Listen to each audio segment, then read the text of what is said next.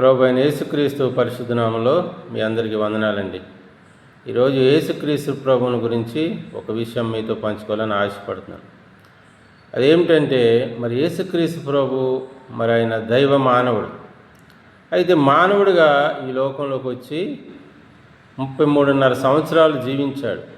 అందులో 3.5 సంవత్సరాలు మరి తండ్రి అయిన దేవుని పనిలో ఆయన ఈ భూమి మీద మరి ఎన్నో విషయాలు, ఎన్నో సంగతులు, పరలోక రాజ్యం గురించి అనేక విషయాలు బయలుపరుస్తూ మరి మానవులకి అవసరమైన ఎన్నో సంగతులు బోధిస్తూ అనేక మందికి ఎన్నో మేలులు చేస్తూ మరి సువార్తను ప్రకటించాడు. అయితే మరి దేవుడు యేసుక్రీస్తు ప్రభు మరి చివరి దినాల్లో ఆయన సిలువ వేయబడినప్పుడు సిలువలో పలికిన 7 మాటలు మరి ప్రపంచాన్ని ఎంతో ప్రభావితం చేసినాయి. అందులో మరి మొదటి మాట ఈరోజు మనం ధ్యానించుకుందాం. లూకా సువార్త 23వ అధ్యాయము 34వ వచనంలో ఇలాగ రాయబడింది. అప్పుడు యేసు, తండ్రి, వీరేం చేయుచున్నారో వీరెరుగరు గనుక వీరిని క్షమించుడి అని తండ్రికి ప్రార్థన చేస్తున్నాడు. అయితే దేవుడు తన అనాది ప్రణాళికలో మానవుడు పాపం చేసి ఆ పాపం ద్వారా వచ్చిన శిక్ష మరణం, ఆ మరణాన్ని మనుషులందరూ పొందుతూ అనుభవిస్తూ మరి నశించిపోతున్న తరుణంలో మరి మానవుల్ని రక్షించాలని యేసుక్రీస్తు ప్రభువుని ఈ లోకానికి పంపించాడు. ఆ విషయాన్ని లూకా సువార్త 19వ అధ్యాయం 10వ వచనంలో ఇలాగ రాయబడింది. నశించిన దానిని వెతికి రక్షించుటకు మనిషి కుమారుడు ఈ లోకానికి వచ్చాడని వాక్యం సెలవిస్తుంది. అలా నశించిపోతున్న వారిని గూర్చి దేవుడు తన ప్రియకుమారుని పంపిస్తే నా అన్నవారే ఆయనను అంగీకరించకుండా వారిపై అధికారం చేస్తూ వారికి మరి వ్యతిరేకులైన రోమీలతో కలిసి మరి చంపాలని అన్యాయంగా యేసుక్రీస్తు ప్రభువుని సిలువేశారు. మరి ఆ సిలువలో వేదన పడుతూ శ్రమని అనుభవిస్తూ కూడా అనేక మంది కింద ఆయన్ని చూసి అపహాస్యం చేస్తున్నారు, హేళన చేస్తున్నారు, మరి అనేక రకాలుగా ఆయన్ని అవమానపరుస్తున్నారు. చూడండి, నిజంగా మరి యేసుక్రీస్తు ప్రభు మరి బతికున్న దినాల్లో, ఆయన మరి జీవించిన దినాల్లో ఎవరికి ఎటువంటి అన్యాయం చేయలేదు. మరి ఎవరిని పన్నెత్తి కూడా మాట అనలేదు, ఎవరు ఆస్తులు దోచుకోలేదు, ఎవరిని ఆయన అన్యాయం ఎవరికి కీడు కూడా చేయలేదు. అలాంటి యేసుక్రీస్తు ప్రభుని నిజంగా కిందుండి అనేక మంది ఆయన్ని అవమానపరుస్తున్నారు. నిజంగా ఈ లోకం తీరు అంతేనండి. మనం ఏమి చేయకపోయినా కొంతమంది సునకానందం పొందుతాకి అన్యాయంగా అనేక మంది మీద మరి నిందలు వేస్తూ అబండాలు వేస్తూ మరి అన్యాయంగా అవమానపరుస్తూ దూషిస్తూ ఆనందం పొందుతుంటారు. అలాగే యేసుక్రీస్తు ప్రభుని సిలువేసినప్పుడు కూడా అక్కడ మరి జరుగుతున్న కూడా అటువంటిదే.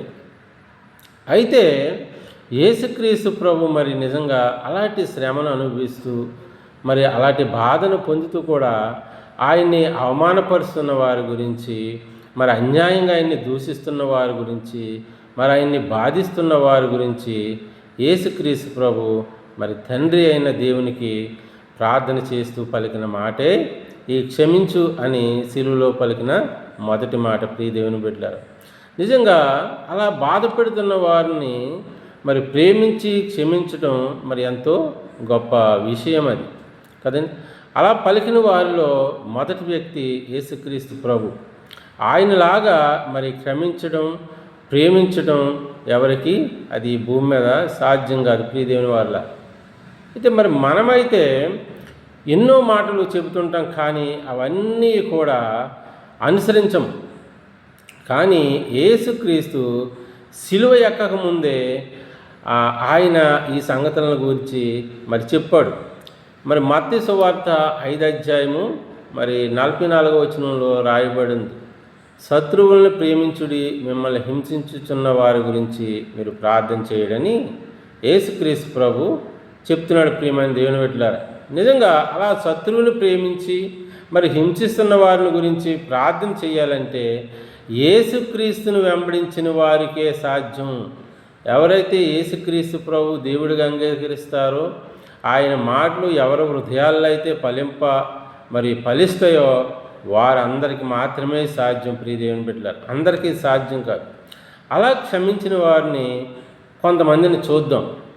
అయితే ఒక ఆయన గ్రహం స్టోవర్ట్ స్టెయిన్ అనే ఒక ఆస్ట్రేలియన్ మిషనరీ 1941లో ఆస్ట్రేలియాలో జన్మించి ఆయన్ని దేవుణ్ణి తెలుసుకున్నాక దేవుని పనిలో సాగుతున్న తరుణంలో ఆయన భారతదేశం వచ్చాడు.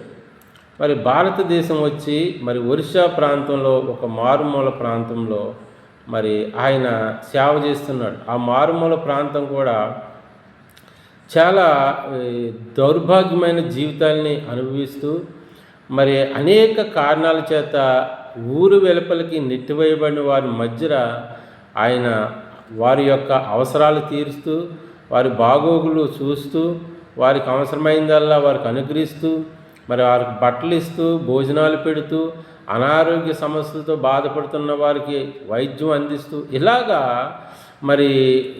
సేవ చేస్తూ వారి మధ్యన దేవుని సువార్త ప్రకటిస్తున్న తరుణంలో ఒకరోజు 1999 జనవరి 22వ తారీఖున ఆయన పక్క ఊరికి ఒక సువార్త మీటింగ్ కోసం వెళ్ళి వస్తున్న తరుణం అది రాత్రికాల సమయం.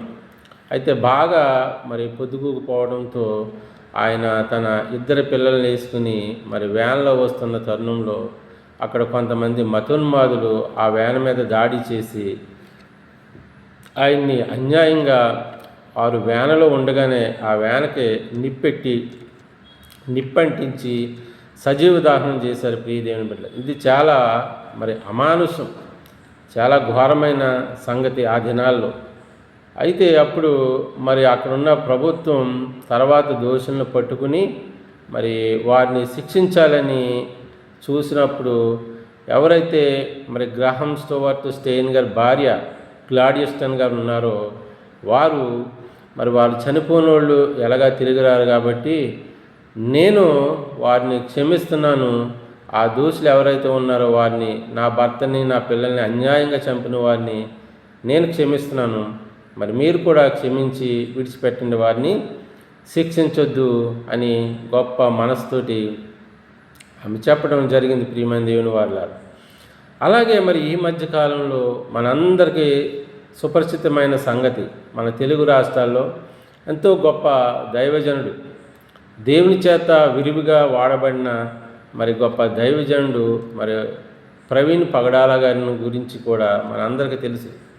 ఆయన్ను కూడా అన్యాయంగా మత సాందసవాదులు, మతాన్మాదులు ఆయన్ని అన్యాయంగా అర్ధరాత్రి ఆయన్ని కూడా చంపివేయడం మనందరికీ తెలుసు. ప్రియమైన దేవుని వల్ల ఆ విషయంలో కూడా క్రైస్తవ సంఘాలన్నీ ఏకమయ్యి తన కుటుంబంతో మాట్లాడి, అమ్మా మీకు జరిగిన అన్యాయాన్ని మేము న్యాయం జరిగేలా మీ కొరకు మేము పోరాడుతాం అని ప్రవీణ్ పగడాల గారి భార్య జెసికా పగడాల గారి దగ్గరికి వెళ్ళి మాట్లాడినప్పుడు ఆ తల్లి కూడా చనిపోయిన నా భర్త తిరిగి రాడు కాబట్టి నేను వారిని క్షమిస్తున్నాను, దేవుడే చూసుకుంటాడు అని ఆ యొక్క విషయంలో తన భారాన్ని అంతా దేవుడికి అప్పగించి వారిని కూడా ఆమె క్షమించింది. ప్రియమైన దేవుని వాళ్ళ నిజంగా అలాగా క్షమించడం అది ఎంతో గొప్ప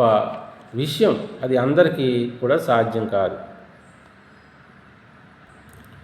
అయితే నిజంగా వీరు ఎలా చెప్పగలిగారంటే నిజంగా వీరు నిజమైన క్రైస్తవులు, క్రీస్తుని వెంబడించేవారు కదండి.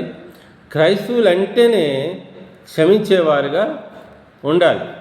అందుకనే వాక్యం సెలవిస్తుంది. ప్రియ దేవుని బిడ్డలారా, మార్కు సువార్త 11:25 ఇలాగ రాయబడింది, మీకు ఒకని మీద విరోధమైనను కలిగి ఉన్న ఎడల మీరు నిలబడి ప్రార్థన చేయడప్పుడల్లా వానిని క్షమించుడి అని వాక్యం సెలవిస్తుంది. ప్రియ దేవుని బిడ్డలారా, నిజంగా మనకు ఎవరి మీద ఒక విరోధం ఉంటే వారిని మనం ప్రార్థన చేసినప్పుడల్లా మనం క్షమించాలి కదండి. అలా క్షమించాలి, ఎందుకంటే దేవుడు కూడా మనం అలా క్షమించాడు. వాక్యం విని వాక్యానుసారంగా జీవించే వారిలో ఈ శత్రువులను ప్రేమించి క్షమించే గుణం ఉంటుంది. ప్రియమైన వారిలారా కదండి.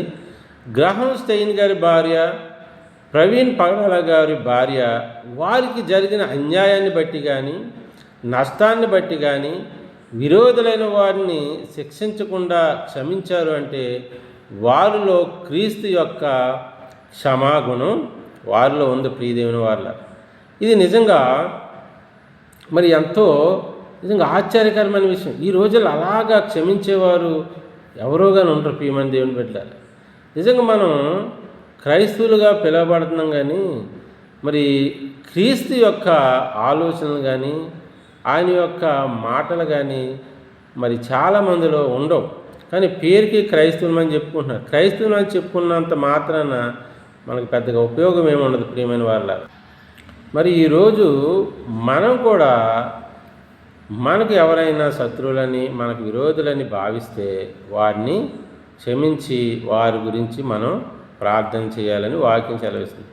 అయితే ఎలా క్షమించాలి అంటే మరి ఎఫెసీ రాసిన పత్రిక 4:32 ఇలా రాయబడింది, ఒకని ఎడల ఒకడు దయగలిగి కరుణాహృదయులై క్రీస్తు నందు దేవుడు మిమ్మును క్షమించిన ప్రకారము మీరును ఒకరినొకరు క్షమించుడి.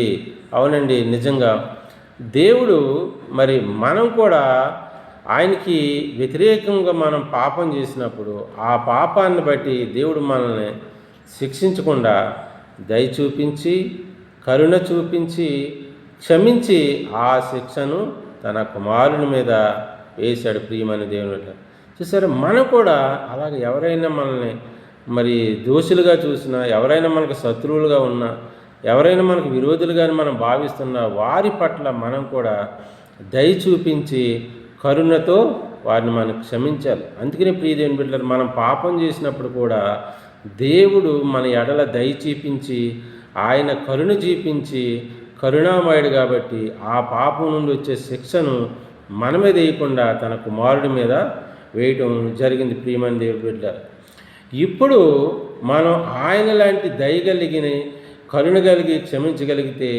నిజమైన క్రైస్తవులుగా మరి విశ్వాసులుగా దేవుని దృష్టిలో ఉంటాం. అంతేకాదు ఊరికినే మనం క్రైస్తవులు అని చెప్పుకోవడం పెద్ద ఉపయోగం ఉండదు. క్రైస్తవులంటే క్రీస్తుకు కలిగిన మనసును మనం కూడా కలిగి ఉండాలి. అందుకనే ఫిలిప్పీ రాసిన పత్రికలో మరి 2:5 క్రీస్తు యేసున కలిగిన ఈ మనసును మీరును కలిగి ఉండుడి అని వాక్యం చదివిస్తుంది. నిజంగా క్రైస్తవులమైతే, క్రీస్తును మనం వెంబడించే వారమైతే, క్రీస్తును కలిగిన వారమైతే మనం కూడా ఆయన లాంటి మనసు మనం కలిగి ఉండాలి. ప్రియదేవుని బట్టి అప్పుడే మనల్ని బట్టి దేవునికి మహిమ వస్తుంది. మరి అలాగే ఇంకో విషయాన్ని కూడా మనం చూద్దాం. మరి కొలస్సీ రాసిన పత్రిక మరి 3:13 కూడా ఈ విషయాన్ని వాక్యం మనకు తెలియపరుస్తుంది. ఇగో ఎవడైనను తనకు హాని చేసనని ఒకడనుకుని ఎడల ఒకనినొకడు సహించుచు ఒకనినొకడు క్షమించుడి, ప్రభువు మిమ్మును క్షమించిన లాగున మీరును క్షమించుడని వాక్యం సెలవిస్తుంది. నిజంగా యేసుక్రీస్తుని కూడా మరి చూడండి, యేసుక్రీస్తు ప్రభువుని కూడా మరి తలకు ముళ్ళ కిరీటం పెట్టినప్పుడు, కాళ్ళ చేతులలో మేకులు దిగగొట్టి బాధ పెడుతున్నప్పుడు ఆ బాధను భరిస్తూ సహిస్తూ వారిని క్షమించాడు. ప్రియమైన దేవుని బిడ్డలారా, అప్పుడు యూదులు అయితే ఒకసారి ఆయనను సిలువేస్తే ఇప్పుడు మనం ప్రతిదినం మన చూపులను బట్టి, మన ఆలోచనలను బట్టి, మన మాటలను బట్టి, మన క్రియలను బట్టి మనం ఆయన్ని రోజు కూడా గాయపరుస్తూనే ఉన్నాం. ప్రియమైన వాళ్ళారా, అయితే ఆయన కూడా వీటన్నిటిని కూడా మనల్ని భరిస్తూ ఆయన సహిస్తూ మనల్ని క్షమిస్తున్నాడు. మరి ఆయనలాగానే మరి మనం కూడా మన ఎడల తప్పిదం చేసిన వారిని, దూషించిన వారిని, కీడు చేసిన వారిని కూడా మనం క్షమిస్తూ దేవుని యొక్క ప్రేమను వారిపై చూపిస్తూ వారిని ప్రేమించాలి, వారిని క్షమించాలి, వారి కొరకు మనం ప్రార్థన చేయాలని వాక్యం సెలవిస్తుంది. ప్రియదేవుని వారు నిజంగా మనం అలాగ చేసినప్పుడు మార్కు సువార్త 11:26 ఇలాగ రాయబడింది, అప్పుడు మీ పరలోకపు తండ్రి మీ పాపమును క్షమించను అని రాయబడింది. చూసారండి, ఈరోజు మనం ఎవరైతే మనకు శత్రువులు అనుకుంటున్నామో, ఎవరైతే మనల్ని దూషిస్తున్నారు, ఎవరైతే మనకి కీడు చేస్తున్నారని మనం అనుకుంటున్నామో, వారిని మనం ప్రేమించి వారిని మనం క్షమించగలిగితే ఇగో మన పాపములను కూడా దేవుడు క్షమిస్తాడు. ఒకవేళ మనం ఎవరిని కూడా మనం ప్రేమించకుండా వారిని పగ తీర్చుకోవాలని చూస్తే దేవుడు మన పాపమును క్షమించడు.